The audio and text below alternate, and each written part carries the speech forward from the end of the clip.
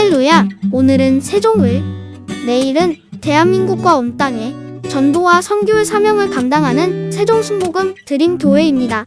하나님의 사랑과 은혜가 치유와 응답이 있는 성령 충만한 교회입니다. 구독과 중보기도로 드림가족이 되어보세요. 오늘도 주 안에서 참 좋은 날입니다. 누가복음 20장 19절 우리 다 같이 읽으십시다. 하나 둘 셋. 비유관들과 대제사장들이 예수의 이 비유는 자기들을 가리켜 말씀하신 줄 알고 즉시 잡고자 하되 백성을 두려워하더라. 우리 주님께서 포도원의 비유를 말씀했잖아요. 포도원 주인이 포도원을 만들어서 농부들에게 주고 먼 나라로 왕권을 가지러 떠났는데 포도원 수확을 하기 위해서 그 종을 한 번 보내니 때려서 쫓아버리고 두 번째 수확을 거들려 보내니 또 쫓아버리고 세 번째 아들을 보내니 포도원 밖으로 내려다가 죽여버렸다. 그러면 포도원 주인이 어떻게 하겠느냐? 군대를 동원해 와서 그 포도원 맡은 농부들을 진멸하고 세를 줄 수 있는 사람에게 포도원을 내어주지 않겠느냐? 가만히 들어보니까 유대인 자기들을 보고 하는 말이거든요. 자기들이 하나님이 심은 포도원인데 주님께서 선지자를 보내고 또 보내고 또 보내어도 하나님 경배하는 열매는 맺지 않고 선지자를 돌로 쳐 죽이고 쫓아내고 나중에는 하나님의 아들까지 왔는데 아들조차도 성 밖으로 끌어내서 죽일 것이다. 그러니 하나님께서 그 결과로 유대 나라를 멸하고 복음은 열매 맺는 민족에게 맡길 것이다. 그 예언대로 된 겁니다. 유대 민족들이 마지막 예수 그리스도 하나님의 아들이 왔는데 아들을 성 밖으로 끌어내서 죽여버렸어요. 그 결과로 하나님이 진노하셔서 군대를 보냈어요. 주 70년의 로마의 디도 대장이 군대를 거느리고 왔어요. 2년 동안 예루살렘 성을 포위 공격해서 예루살렘 성 내에 50만 명을 죽였습니다. 피가 강물같이 흐르고 그리고 국민들은 풍지박성되고 나라는 망해버려요. 그리스도의 복음은 열매 맺는 나라에게 주님이 맡겼습니다. 처음에는 구라파의 복음을 맡겨, 그 다음에는 영국에 맡겨, 그 다음엔 복음이 미국에 맡겨진 바 되었다. 오늘날 아시아 태평양 시대에는 이 복음이 하나님이 한국에 맡겨준 줄 믿습니다. 그래서 여러분 유대인들은 예수를 안 믿고 하나님께서 복음을 전가하는 그 영광스러운 직분을 유대인들에게는 빼앗았습니다.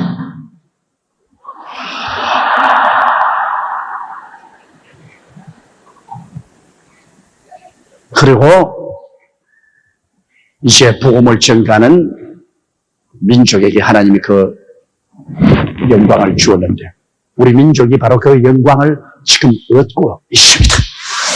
우리가 복음을 받아서 단시일 내에 우리 국민의 근 3분의 1이 예수를 믿고 온 천하에 복음을 전가하는 선교 사역을 하는 그러한 하나님의 특별한 선택을 받은 민족이 된 것을 생각할 때 우리는 기쁘게 생각합니다. 그래서 이 서기관이나 제사장들이 가만히 이야기를 들으니까 예수님의 비유는 자기들을 가리켜 말씀한 줄 알고 잡아서 처형하자. 그래도 여러분 사람들은요 때가 있습니다. 태어날 때가 있으니 죽을 때가 있습니다. 사람은 짐승과 다릅니다. 사람은 다 하나님의 형상과 모양대로 지음받았고 하나님께서는 사람은 머리털까지 다 해신받았어요. 하나님의 거대한 컴퓨터에 모든 인류가 다 들어있습니다. 언제 태어나고 언제 죽고 전부 다 하나님이 정해놓은 것입니다. 성경은 우리가 태어나기 전에 하나님이 우리 일생을 그 책에 이미 기록해 놓았더랬어요. 그렇기 때문에 예수님도 때가 오기 전에는 잡지를 못했어요. 이 바리새 교인이나 사두개 교인이나 서기관이나 대제사장들이 예수님을 잡아서 죽이려고 그렇게 시도해도 요한복음에 보면 늘 아직 때가 이르지 않냐므로 그들이 예수를 잡지 못하더라고 했겠습니다. 여러분께도 다 때가 있어요. 하나님을 잘 섬기고 주님 뜻대로 살면 주님이 정한 때까지 살 수 있는데 하나님을 저버리고 거역하는 삶을 살면은 자기 때가 되기 전에 심판을 받아 죽을 수가 있습니다. 성경은 말하십니다. 주 야훼를 섬겨라. 그러면 제가 너희 물과 양식의 복을 내리고 너희 중에 병을 제하리니 너희 중에 낙태하는 자나 잉태치 못한 자가 없을 것이라 내가 너희 날수를 채우리라고 말씀한 것입니다. 하나님이 주신 수명대로 살게 해주겠다는 것입니다. 하나님을 섬기면 하나님이 정해주신 수명대로 살게 해주겠다.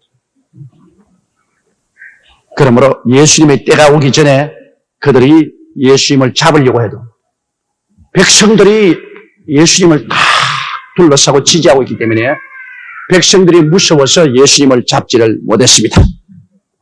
20절요.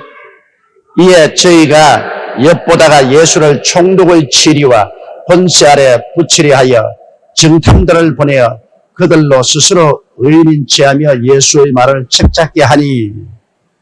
자, 유대인이 종교적으로 직접 예수를 못 잡으니까 그 당시에는 로마의 총독이 이스라엘을 다스렸거든요. 그래서 그들 생각에는 어찌한지 예수님의 말을 책잡아가지고서 올무에 떨어지게 하려고 하는 것입니다. 사람이 죽고 사는 권세가 입에 있습니다. 말 잘하면 살고 말 잘못하면 죽습니다. 말을 하기를 좋아하는 사람은 그 입술의 열매를 먹으리라고 말하는 것입니다. 우리가 말에 조심해야 됩니다. 말이 우리의 운명을 좌우합니다. 하나님과 우리의 관계도 그래요. 누구든지 이 산들을 들려 저 바다에 던져라 하고 그 말한 것이 이룰 줄 믿고 의심하지 않으면 그대로 되리라. 그러므로 하나님 나라도 말을 해야 돼요. 우리가 믿음으로 말하고 그러고 믿어야지 입 딱 다물고 얌전하게 속으로만 믿습니다. 그 소용없어요. 믿음은 반드시 말을 해야 되는 것입니다. 믿음의 고백을 하고 그걸 믿으면 그대로 되는 것입니다. 그러므로 말은 하나님과 우리가 연결시키기도 하고 마귀와 연결하기도 합니다. 부정적인 말, 나는 못해, 나는 안 돼, 할 수 없어, 난 절망이야, 나쁜 놈이야, 저 녀석 죽여야 돼, 미워, 뭐 이런 여러 부정적인 말은 즉시 마귀하고 연결이 됩니다. 그래서 마귀가 좋다고 그 말을 받아가지고서 들어와서 역사하는 겁니다. 말로서 역사. 그러므로 마귀에게 틈을 내주지 않으려면 마귀가 좋아하는 말을 하지 말아야 됩니다. 말이 바로 연결줄입니다. 여러분 하나님과 연결이 되려면 언제나 하나님이 기뻐하시는 말을 해야 되는 것입니다. 그리스도의 보혈을 중심으로 해서 긍정적이고 적극적이고 창조적이고 생산적이고 하나님이 기뻐하시는 그 말을 입으로 늘 시인할 때 그 말이 하나님과 연결입니다. 하나님도 우리 말씀을 따라 역사하시고 마귀도 우리 말을 책 잡아서 그를 통해서 역사하는데 바로 여기 유대민족들이 예수님으로 하여금 로마 사람들에게 책 잡힐 수 있는 말을 하게 하기 위해서 정탐꾼을 보냈습니다. 스파이를 아주 예수님 제자처럼 가장해서 보내가지고서 예수님과 말을 걸어가지고서 예수님의 말에 책을 잡으려고 그렇게 하는 것입니다. 자, 그들이 뭐라고 말하는지 보십시다. 21절요. 그들이 물어 가로되 선생님이여 우리가 아노니 당신은 바로 말씀하시고 가르치시며 사람을 외모로 취지 아니하시고 오직 참으로 하나님의 도를 가르치시나이다. 자, 여기에서 이 성령이 너무 좋다. 그들이 와가지고서 선생님 우리가 아노니 당신은 언제나 바로 말씀하시는 분입니다. 그리고 사람을 외모로 보지 않고 참 속 사람을 들여다보고 말씀하시는 정말 훌륭한 선생님이십니다. 이렇게 아부를 듭니다. 되게 여러분 인생을 살아가면서 자꾸 와서 등에 붙고 간에 붙고 아부를 많이 하거든 조심하세요. 자, 여기 예수님께 그냥 아부를 하고 와서 지금 이제 예수님께 딱 잡으려고 이제 질문을 합니다. 22절 보십시다. 우리가 가이사에게 세를 바치는 것이 가하니까 불가하니까 하니 우리가 읽을 때는 보통 읽지만요, 유대인에게는 중대한 문제입니다. 유대인은 로마의 지배하에 있기 때문에 국민 전체가 로마에 세금 바치는 것을 싫어합니다. 국민 전체가 세금 바치는 것을 무지무지하게 싫어합니다. 그건 왜냐? 로마가 와서 유대인의 재산을 갈취해서 빼앗아가는 것이기 때문에 로마에 세금 바치는 것을 아주 싫어합니다. 그래서 이제 예수님은 이제 잡았다. 뭐냐? 로마에게 세금을 바치는 것이 옳습니까? 옳지 않습니까? 세금을 바치라 그러면 민족 반역자다. 유대민족의 고열을 빨아서 로마에게 세금을 바치게 하는 이런 사람이 무슨 우리 민족의 지도자가 되며 이런 사람이 어떻게 메시아가 되냐? 이래서 예수님을 뭐 완전히 올무에 잡아넣고 세금을 바치지 마라 그러면 당장 로마 총독에게 고발을 합니다. 여기에 예수라는 사람이 군중을 선동하고 로마를 대적해서 세금을 바치지 말라고 하니 이야말로 반역자입니다. 이는 당장 잡아서 처단해야 됩니다. 자, 세금을 바치라고 해도 유대인의 반역자가 되고 세금을 바치지 말라고 하면 로마 사람의 반역자가 되고 아무 말도 안 하면 이제는 무책임한 사람이라고 말하는 것입니다. 여기에 그냥 서기관, 바리새교인, 사두개교인, 제사장 이 사람들이 그냥 속에 그냥 좋다고 막 잡았. 그냥 예수 그리스도를 잡았. 여러분 사람을 이렇게 올무에 집어넣어서 진퇴유국이 될 때가 가끔 있습니다. 그러나 이 경우에는 참으로 예수님 하나님 아들이라도 빠져나가기 힘듭니다. 대답하기 곤란해요. 여러분 같으면 어떻게 하겠어요? 난 몰라 그곳에 나가겠어요? 지도자는 난 몰라 그곳 돌아설 수도 없어요. 책임있게 대답을 해야 돼요. 세금을 바치라 해도 절단나고 세금을 바치지 말라 해도 절단나고 몰라 그곳 돌았으면 그때는 이제는 저 사람 무책임한 사람에게 박살나고 완전히 예수님을 잡았다고 생각했습니다. 그랬는데 예수님이 하나님의 아들이시라는 것을 나는 이런 구절을 읽으면 가슴을 사무치게 알 수 있는 아주 예수님이 교묘하게 대답하심으로 이것도 아니고 저것도 아니고 세금을 바치는 것도 아니고 안 바치는 것도 아니고 23절요. 예수께서 그 관계를 아시고 가라사대 24절 데나리온 하나를 내게 보이라 네 화상과 네 글이 여기 있느냐 대답하되 가이사의 것이니이다. 그러니까 예수님께서 요놈들이 나를 올무에 잡아넣어서 완전히 박살을 내려고 하는구나. 그 관계를 주님께서 아시고 하나님의 지혜로서 이제 대답을 하시는 것입니다. 지혜는 문제를 해결하는 데 필요합니다, 여러분. 지식은 아무리 많이 있어도 지식 가지고 문제 해결한 데 지혜가 있으면은 그 지식을 사용할 수 있습니다만 지혜가 없으면은 지식을 사용할 수 없어요. 그러므로 지식보다 더 좋은 것이 지혜입니다. 지혜가 있는 사람은 여러분 지식이 없으면 지식 있는 사람 월급 주고 갖다 놓고서 일하면 되는 것입니다. 우리 한국의 큰 재벌들 되게 보면 국민학교밖에 못 나온 사람 많잖아요. 국민학교에 못 나왔지만 그분은 지혜가 있습니다.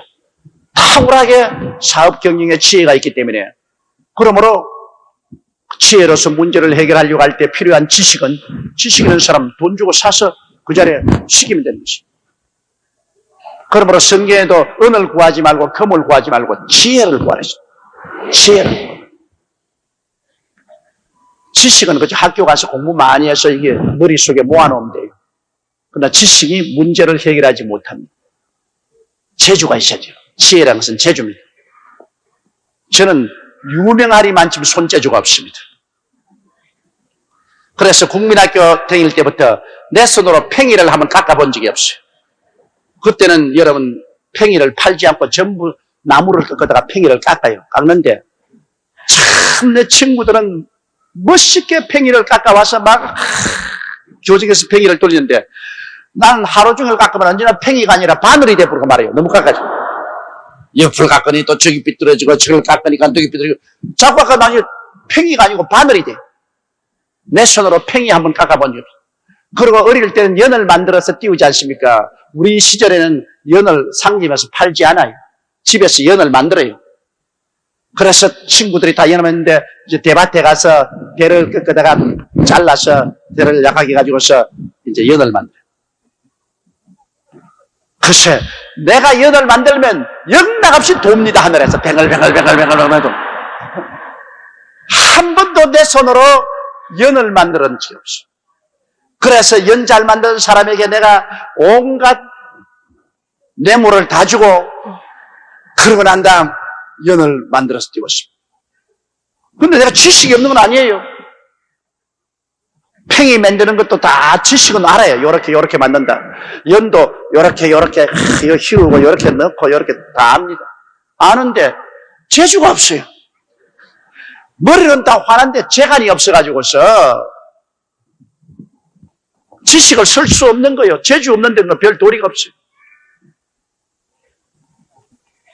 그런데 연이나 그런 거는 만드는 재주는 없는데 무슨 재주가 제가 있느냐? 재주 있는 게 있어요. 말재주가 있어요. 내가 어릴 때부터 우리 국민학교에서 이야기 시간에 내가 나가면 1시간인가 2시간이고 선생과 애들이 다 내 말을 들었어. 근데 내가 나가서 말을 하는데 시골에서 뭐 책이 있습니까? 이야기를 읽습니까? 아무도 없는데 내가 지어서 하거든. 내가 강단에 그 학교 그 강단에 올라가서 막 임기응변으로 지어가지고서 막 이야기를 합니다. 살인 강도가 나와서 시골에서 시장터에 가는 부인을 잡아다가 산기슭으로 끌고 막 힘을 끌어가지고서 돈을 빼앗고 도끼로 차서 죽이니까 까마귀가 위에서 까우 그러면서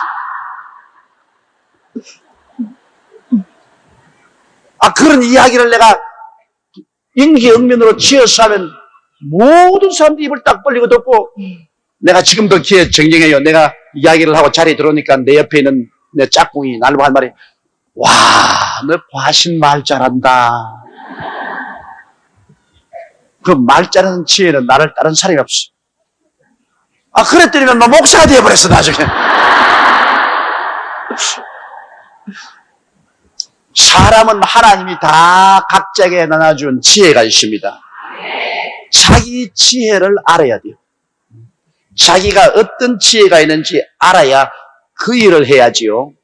날 보고 팽이 만들어 먹고 살아가면 그거지밖에 안 됩니다.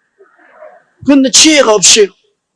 그러나 날 보고 교수가 되어서 가르치든지 강연하든지 설교하든지 이거 하라면 이건 절대 뒤질 생각 없어요.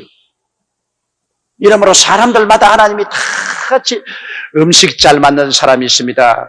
오늘 여러분 다 여기 있지만 사실 감추인 재간들이 무척 많을 거예요. 내가 보면 참으로 그 재간을 발휘하지 못하고 섞여버린 그런 참 재간이 많습니다. 우리 한국에는 더구나 여성들 사회 활동할 기회를 주지 않았기 때문에 그 고귀한 재간들을 그만 집안에서 다 섞여버렸어요. 너무너무 아까워. 그러므로 여러분 젊은 자녀들은 남녀 집에서 구별하지 말고 교육시켜서 하나님을 위해서 사회를 위해서 봉사하게 하고 여러분들이라도 때가 늦지 않아서 자기 지혜와 총명, 자기의 재간을 발휘해서 사회에 기여하는 그런 훌륭한 여성들이 되어주시기를 바랍니다. 그래서 이제 지혜에 대한 이야기 나왔는데 어디 감히 예수님하고 지혜를 다투려고 합니까? 예수님의 지혜는 탁월합니다. 예수님하고 장기를 떠서 이길 수가 없어요. 또 장기 이야기가 나왔으니까 또 장기 이야기 해야지. 나는 장기를 안 떠요. 바둑도 안 뜹니다. 왜? 이겨본 적이 없으니까. 그러니까 예수 그리스도와 장기를 뜨려면 안 돼. 예수 그리스도와 바둑 떠도 안 돼. 한 수가 완전히 높은데 어떻게 이기려고 합니까? 예수님께서 그래 좋다. 나를 요래도 잡고 저래도 잡았다고 생각하지. 너희가 사용하는 대나리 하나 가져오너라. 돈을 가지고. 여기에 있는 화상이 누구 상이냐? 돈에는 여러분 다 사진이 있지 않습니까? 이 화상이 누구 사진이냐?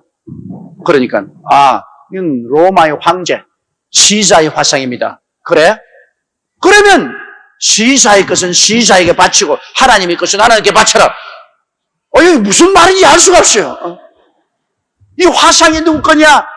시자의 화상입니다. 시자의 것은 시자에게 바치고 하나님의 것은 하나님께 바치라 하니까네. 자, 유대인에게 세금 안 내라는 말도 아니고 내라는 말도 아니고 로마 사람 보고 세금 거두란 말도 아니고 안 거두란 말도 아니고 뭐 입을 딱 벌리고 이거 무슨 말이야? 그때만 그들이 무슨 말인지 모를 뿐 아니라 요사이 우리가 읽어도 예수님의 하신 말씀이 진정한 의미가 무엇인지 꿰뚫기가 힘듭니다. 시자에게 것은 시자에게 바치고 하나님의 것은 하나님께 바치고 요사이 우리가 해석하는 것은 세금은 정당하게 세금 거두는 사람에게 내고 또 11조는 또 하나님께 바치고 똑같이 하라. 그런 의미로 우리가 해석할 수 있습니다. 그러나 그 당시에는 예수님을 올무라고 잡으려고 한 사람이 할 말이 없습니다. 그들이 늘 사용하는 돈 화상을 내보니까 이건 누구 화상이냐? 시자의 화상입니다. 그러면 시자의 것은 시자에게 바치고 유대인은 끝 가져가라 말 안 했습니다. 시자의 것은 시자에게 바치고 하나님의 것은 하나님께 바치라. 그러니까 유대인 세금 빼앗으라는 말도 아니고 로마 사람에게 세금 바치지 말라는 말도 아니고 막 희한한 말이라. 여기에 지혜인 거죠. 여기 지혜예요.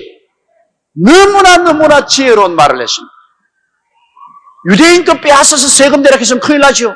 그런데 시자의 것 바치라 했으니까 막 그 사람들이 한 대 얻어먹고 어벙벙해서 무슨 말인지 모르게 됐습니다. 26절요. 저희가 백성 앞에서 그의 말을 등에 책잡지 못하고 그의 대답을 기이 여겨 잠잠하니라. 자, 그 대답을 기이 여겼다. 이게 무슨 말인지 모르니까 듣고 난 다음에 참 묘한 말이다. 이게 무슨 말일까? 또 물었다가는 박살나고 같이 봐. 겁이 나가 묻지도 못하고 그만 백성들 앞에서 입 딱 다물고 잠잠하고 말았어. 그 예수님을 책잡지 못했어. 지혜란 것이 이렇게 무섭습니다, 여러분. 지혜로운 말을 어떻게 책잡을 수 있습니까? 그러므로 예수 그리스도는 그들의 올무에서 능히 벗어날 수가 있는 것입니다. 옛말에도 말자라는 사위 얻어라 그 말이 있습니다. 그 왜냐? 대개 말을 잘하는 사람은 지혜가 있다고. 바보 갖다 놔보시면 말 못하지. 사기꾼들 말을 얼마나 잘합니까? 그 나쁜 지혜가 있어서 그런 것입니다. 사기꾼. 나쁜 지혜가 있어가지고서 사람을 이렇게 사기치는데 그 바보는 사기 못 쳐요. 아주 머리가 나쁘게 발달되어서 지혜가 있는 사람이 사기였지. 그런 사람들 선하게 그 머리를 쓴다면은 얼마든지 잘할 수가 있죠. 이러므로 우리는 하나님께 지혜를 구해야 돼요. 성경에 야고보서 1장에 누구든지 지혜가 없거든 꾸짖지 아니하고 후히 주신 하나님께 구하라. 그래야만 주시리라. 지혜는 되게 선천적으로 타고납니다. 타고날 때 벌써 지혜를 타고납니다. 다 같은 자식들이라도 아주 지혜 있는 놈이 있는가 하면 아주 둔한 놈도 있어요. 선천적으로 지혜는 태어나지만은 선천적으로 얻지 못한 사람은 후천적으로 지혜를 얻을 수 있습니다. 후천적으로 얻은 것은 어떻게 하냐?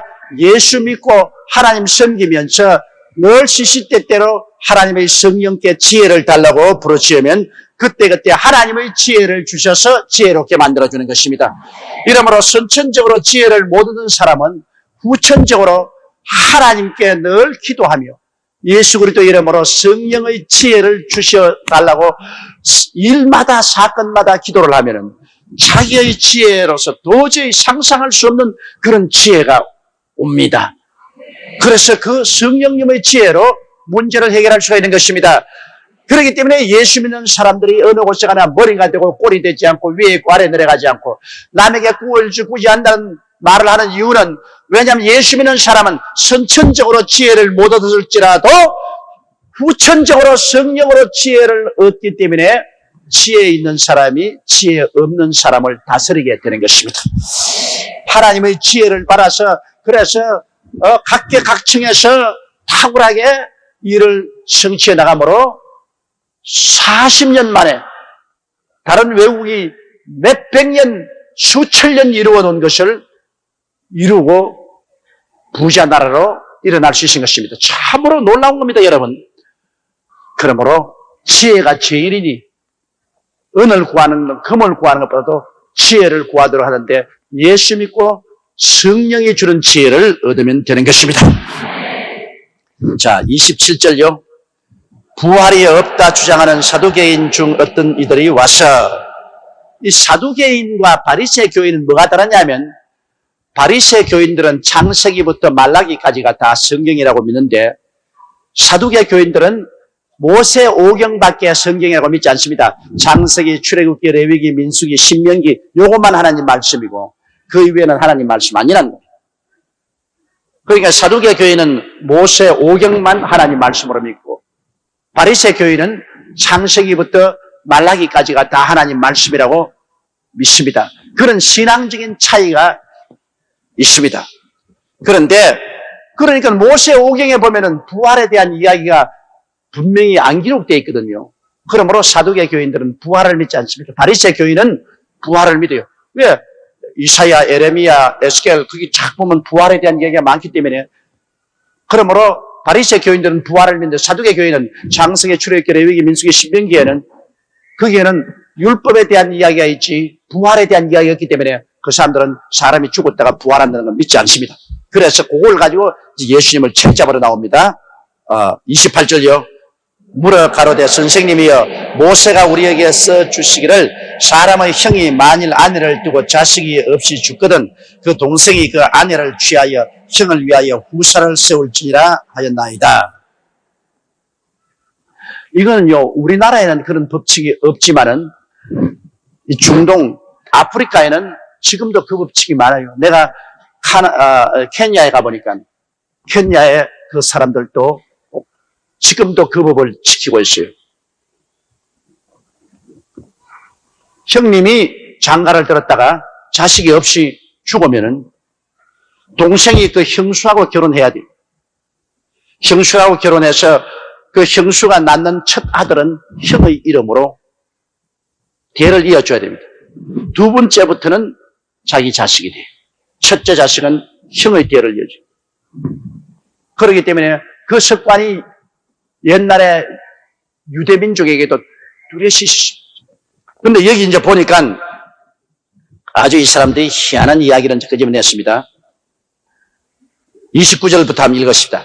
그런데 칠형제가 있었는데 맞이 아내를 취하였다가 자식이 없이 죽고 그 둘째와 셋째가 저를 취하고 일곱이 다 그와 같이 자식이 없이 죽고 그 후에 여자도 죽었나이다. 와, 복잡하지요. 아들만 7이지가 있는데 그 마청이 장가를 들어가지고서 자식이 없어 죽었다. 그러니까 또 둘째가 또 그 형수에게 결혼했다가 또 죽었다. 또 셋째가 또 그 형수하고 결혼해서 또 죽었다. 남자 잡아먹는 여자입니다. 결혼만 하면 죽으니까. 그래서 나중에 7이 다 죽었다는 겁니다. 형수하고 결혼했다가 7이 다 죽었다. 그러고 난 다음에 그 여자도 죽었다. 실제 그런 일이 어디 있겠어요. 그러나 예수님을 책잡으려고 그들이 만들어낸 이야기입니다. 그 모세의 법이 있으니까 모세의 법에 형이 죽고 자식이 없으면 아우가 그 형하고 결혼을 해서 자식의 대를 이어라고 한 그 명령을 악용해가지고서 이런 이야기를 만드는 것입니다. 그래서 33절 보십시다. 7이 다 저를 아내로 취하였으니 부활 때 그 중에 네 아내가 되리까. 자, 부활을 부인하니까 예수님은 부활이 있다고 선언하니까 요가 책 잡으려고 합니다. 자, 그러면 다 죽은 사람이 부활하는데 7 형제간이 한 여자를 데리고 다 살았으니까 그럼 부활의 날에 여자는 하나고 남자는 7이니까 그럼 그 여자가 누구 아내가 돼야 됩니까? 7명 중에 누구 아내가 돼야 됩니까? 요렇게 딱 묻거든. 그래서 자기들 생각에는 야, 이제 예수는 책 잡았다. 부활한다면 전부 부활해서 말이죠. 자기 짝을 다 찾는데, 이건 뭐, 한 여자가 7 형제하고 살았으니까 어느 짝이 되겠느냐? 이렇게 예수님이 물었습니다. 그러니까 여기 예수님이 그게 대답을 한 것입니다. 34절요. 예수께서 이르시되 이 세상의 자녀들은 장가다 가고 시집도 가되 35절에 저 세상과 죽은 자 가운데서 부활함을 어깨에 합당히 여김을 입은 자들은 장가가고 시집가는 일이 없으며 저희는 다시 죽을 수도 없나니 이는 천사와 동등이요 부활의 자녀로서 하나님의 자녀임이라. 여기에 예수님께서 중대한 인간관계에 대한 것을 말씀을 해주셨습니다. 이 세상 자녀들은 시집도 가고 장가도 간다. 이 부활 때 여러분 이 세상의 짝들이 다 만나서 부활을 한다면 상당히 곤란합니다. 왜냐 우리 신학교 다닐 때 우리 신학교 교수 한 분이 있었는데 5번째 부인하고 살아요. 그분은 결혼해서 자기 부인 4명이 죽었습니다. 젊을 때 결혼해서 또 죽고 또 2번째 결혼해서 또 죽고 3번째 결혼해서 또 죽고 4번째 결혼해서 죽고 나중에 5번째 여자는 일사각오하고 결혼을 해가지고서 살고 있어요. 그러면 부활을 한다면 자기 짝을 그대로 다 찾는다면 정말 곤란하잖아요. 이분이 벌써 자기 부인이 5이나 있어요. 또 요 사이는 옛날과 달라서 이 구라파나 미국에는 이혼해서 재혼한 사람들이 많습니다. 그러니 뭐 이혼하고 재혼하고 이혼하고 재혼하고. 나는 내가 아는 분은 어머니는 한 분인데 아버지가 서이고 그런데 그 3형제가 태어나서 그렇게 인정이 있어요. 그런 분 내가 봤어요. 참 서로 우애하고 사랑하는데 형제라고 나를 소개해요. 그런데 보니까 한 사람은 이시고 한 사람은 정시고 한 사람은 박씨더라고요. 그래서 형제가 어떻게 성이 다 다르냐고. 그러니까 빙그리 웃으면서 우리 어머니는 한 번이고 아버지는 셋이거든요. 그러더라고요. 그럼 그런 건 어떻게 합니까 여러분? 어머니는 한 번이고 아버지는 셋이었다. 그럼 나중에 부활하면 막 싸움 벌어져서 네 아내다 내 아내다 막 치고받고 막 야단할 거 아닙니까? 그러니까 이 세상 법을 하늘나라 법에 적용시키면 안 돼요. 또 사람들은 말하기를 화장하면 안 된다. 매장을 해야 부활할 때 일어나지. 화장을 해본 부활할 것이 없으면 어떻게 하냐. 그 말도 잘 안 됩니다. 왜 안 되냐. 예수 잘 믿는 사람이 어부인데 고기를 잡으러 갔다가 풍랑을 만나서 물에 빠져 죽었습니다. 물에 빠져 죽은 것을 생선이 뜯어 먹었어요. 그런데 사람들이 그걸 생선을 잡아가지고서 시장에 팔았어요. 그 많은 사람이 그 생선을 또 요리해 먹었어요. 부활의 날에 여러분 자기 몸을 어디가 찼습니까? 생선 먹었는데 그 생선을 또 많은 사람이 갈라먹었으니 막 자기 몸을 수십 명이 갈라먹어서 야, 이 내 몸이다, 네 몸이다, 내 거 내놔라, 네 거 내놔라 이런다면 이거 절단 강산 아닙니까? 이 혈과 육이 부활하는 것이 아닙니다. 하나님이 새로운 몸을 주시는 것입니다. 그렇기 때문에 뭐 화장해가지고서 장례하면 부활할 때 안 된다. 그런 것 잘못된 신앙인 것입니다. 그러므로 여러분 부활하고 난 다음에는 인간관계가 다 달라집니다. 그래서 이 세상 살 때는 시집가고 장가가고 하지만은 죽었다가 부활을 하고 나면은 오늘 세상과 같이 그런 방법으로 시집가고 장가가는 건 아닙니다. 세상에 시집가고 장가가는 것은 여러분 왜 하느냐? 하나님이 자손 많이 얻으려고. 그래서 아담과 하와를 짓고 서로 뭐라 했습니까? 생육하고 번성하여 땅을 충만케 하라. 그렇게 말했습니다. 많은 자식을 낳으려고 남녀간에 결혼해서 자식을 많이 낳게 하는데 이제 부활에 올라가서는 자식 낳을 필요 없어요. 하늘나라의 인구는 딱 결정되어 있기 때문에 자식을 낳을 필요가 없으므로 오늘 세상적으로 말하는 부부간에 그러한 자식 낳기 위한 그런 연결은 하늘나라에는 없습니다. 그럼 뭐 하늘나라 올라가면 남자도 남자고 여자도 남자고 다 그러냐? 그건 아니죠.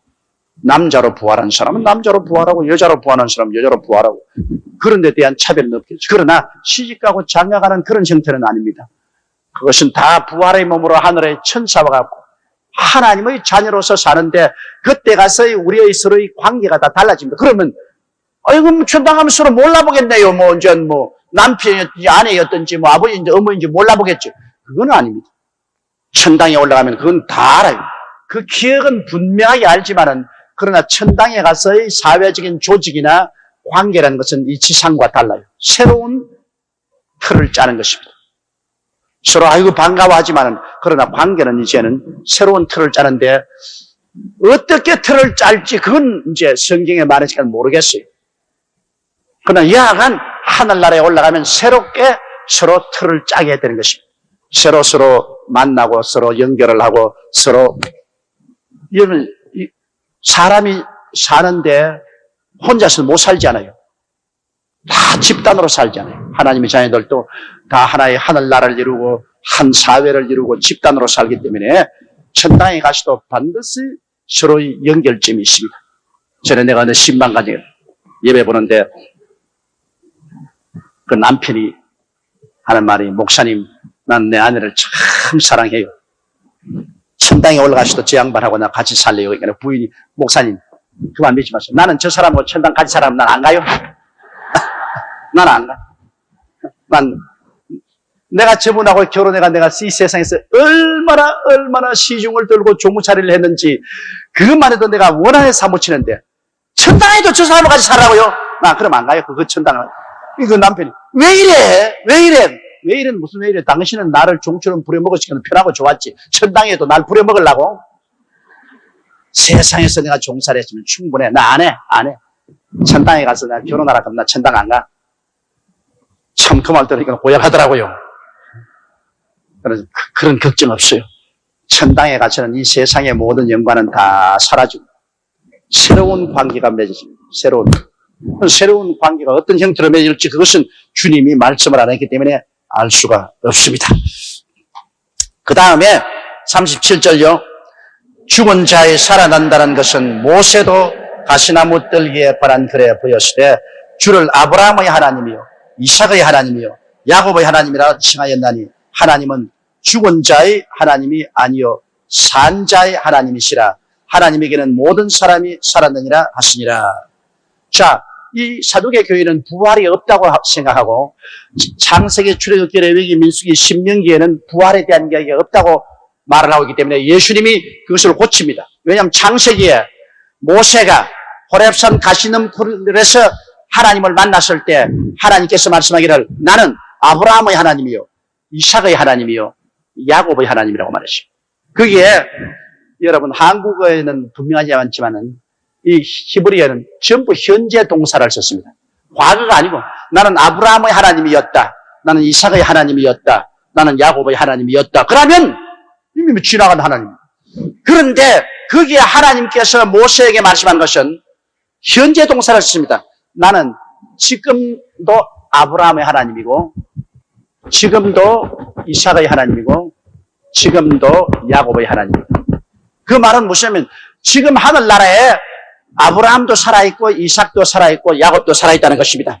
과거형 동사를 안 썼습니다. I am 지금을 썼습니다. I am the God of Abraham, of Isaac, of Jacob 그렇게 말합니다. 지금 그래서 예수님이 설명하기를 봐라. 너희들은 부활이 없다고 하는데 여기에 지금 현재 너희가 믿는 창세기에 아브라함도 지금 살아있고 이삭도 지금 살아있고 야곱도 지금 살아있고 하나님은 지금 그 살아있는 분의 하나님이라고 성경에 분명히 말씀했지 않느냐. 그러므로 하나님은 산 자의 하나님이지 죽은 자의 하나님이 아니다. 지금 다 예수 믿는 사람 다 살아있다. 죽어버린 사람의 하나님이 아니라 그 사람들 다 현재 살아있는 하나님. 저편 하늘 저편에 살아있고 이 편에 살아있고 우리는 다 살아있어. 죽음이라는 경계선을 두고서 여기에 우리 살아있고 또 죽으면 저 건너편에 살아있어. 사람은 다 살아있어. 안 믿는 사람도 살아있어요. 어디에? 지옥에 살아있어요. 그래서 성경에는 하나님은 죽은 자의 하나님이 아니요 산 자의 하나님이라고 한 것은 하나님에게는 모든 사람이 살아있느니라 하시니라. 모든 사람이 다 살아있죠. 육신으로 이 세상에 살아있는 사람하고 죽음의 경계선 저 건너편에 천국에 살아있는 사람, 지옥에 살아있는 사람, 사람은 다 살아있어요, 여러분. 죽는다는 것은 없어지는 건 아닙니까? 없어지지 않았어요. 하나님은 산자의 하나님입니다. 그러므로 중요하지요. 죽음의 경계선을 넘으면 사라지는 줄 아는데 사라지지 않고 영원히 천국에서 살아있든지 영원히 지옥에서 살아있든지 하나님 앞에 서는 모든 사람이 살아있습니다. 사람은 하나님의 형상과 모양대로 지음받았습니다. 하나님은 죽지 않습니다. 하나님은 영이시라. 그러므로 우리도 다 하나님의 형상과 모양대로 지었기 때문에 영으로 지음받았습니다. 영이 마음을 가지고 육체 속에 살고 있습니다. 그러므로 육체의 장막지 벗어버려도 영혼, 영과 마음은 그대로 살아있는 것입니다. 천당에 살고 지옥에 살고 그러나 부활의 날에는 그 영혼에게 영원히 사는 부활의 몸을 주시는 것입니다. 그 부활의 몸을 입게 되죠. 그러면 온 우주에 마음대로 왔다 갔다 하죠. 지금은 하늘나라에만 가 있지만 이러므로 사두개 교인처럼 죽음은 그뿐이다. 그 너희들 잘못 생각해. 부활도 없고 사람은 이 땅에 하나님 섬기고 살다가 죽어버리면 그뿐이라고 생각하는데 그렇지 않다. 벌써 너희들 믿는 성경 내에도 하나님께서는 죽은 자의 하나님이 아니라 살아있는 자의 하나님이라는 것을 증명하지 않느냐. 그렇게 예수님이 말씀한 것입니다.